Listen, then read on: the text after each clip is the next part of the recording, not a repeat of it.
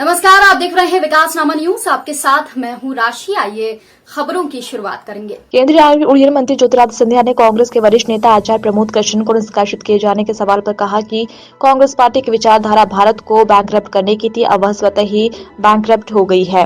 उनकी न तो कोई सोच बची है, न ही कोई विचारधारा, न नीति बची है। वह स्वतः ही सोच लेकर आगे चल रही है और जो पार्टी भगवान राम के मंदिर की प्राण प्रतिष्ठा के आमंत्रण को नकारेगी, उसे पूरे देश की जनता जिस तरह से पिछले 10 सालों से कांग्रेस को नकारती चली आ रही है, आने वाले लोकसभा चुनाव में भी जनता इस तरह कांग्रेस को नकारेगी। रविवार दोपहर ग्वालियर पहुंचे केंद्रीय मंत्री ज्योतिरादित्य सिंधिया ने प्रधानमंत्री नरेंद्र मोदी का झाबुआ में आगमन को लेकर स्वागत किया और कहा कि प्रदेश ने ऊंचाइयों को छूने वाला है। उन्होंने आदिवासी भाइयों के खाते में 1500 रुपए की सीधी रकम डाली है। इसके साथ ही प्रधानमंत्री ने ना खाऊंगा ना खाने दूंगा को जीवंत करते हुए बिचौलिए की भूमिका खत्म कर दी। आज मैं महाराज साहब के सानिध्य में भाजपा परिवार में वापसी कर रहा हूँ। वैसे महाराज साहब से तो मैं क्या, हमारा पीढ़ियों का संबंध है। मेरा परिवार पीढ़ियों से सदैव महाराज साहब के परिवार के लिए समर्पित रहा और सदैव महाराज के ही सानिध्य में हमने काम किया।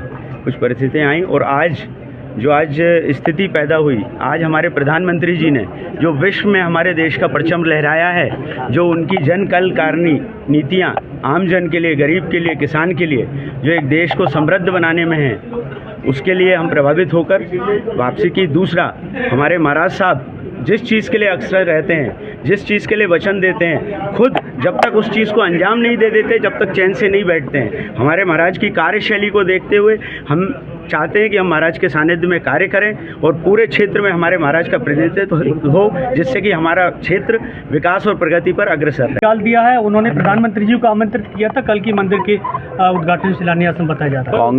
कांग्रेस पार्टी अब पूर्ण रूप से जिस पार्टी की सोच विचारधारा थी भारत को बैंकरप्ट करने के लिए, अब वो स्वतः ही बैंकरप्ट हो चुकी है।